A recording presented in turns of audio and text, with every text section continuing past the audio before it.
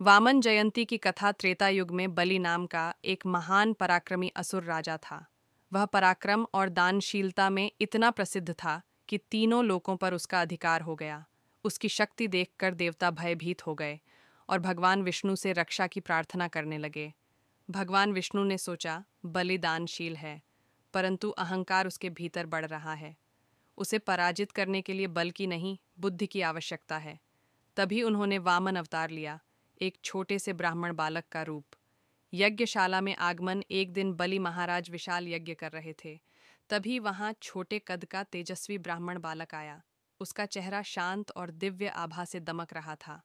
बलि ने तुरंत उठकर उसका स्वागत किया और कहा, हे ब्राह्मण देवता, आप जो भी वर मांगेंगे मैं आपको अवश्य दूंगा। 3 पग भूमि का वरदान। वामन देव ने मुस्कुराते हुए कहा, मुझे बस 3 पग भूमि चाहिए। सभा में सब हंस पड़े।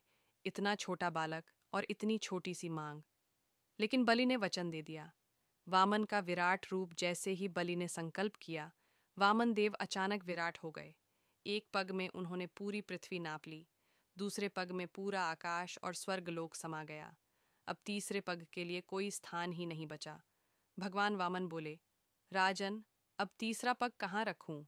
बलि का आत्मसमर्पण। बलि ने सिर झुकाकर कहा, प्रभु, तीसरा पग मेरे सिर पर रख दीजिए। वामन देव ने जैसे ही अपना पग उसके सिर पर रखा, बलि का सारा अहंकार नष्ट हो गया। भगवान विष्णु प्रसन्न होकर बोले, बलि, तुम दानवीर और सत्य प्रतिज्ञ हो। तुम्हें पाताल लोक का अधिपति बनाता हूँ और मेरा द्वारपाल भी। वामन जयंती का संदेश, अहंकार का नाश। चाहे राजा कितना भी बलवान क्यों न हो, अहंकार अंत में विनाश लाता है। दान और समर्पण। सच्चा दान वही है जब मनुष्य अपनी सबसे प्रिय वस्तु भी समर्पित कर दे। ईश्वर की लीला।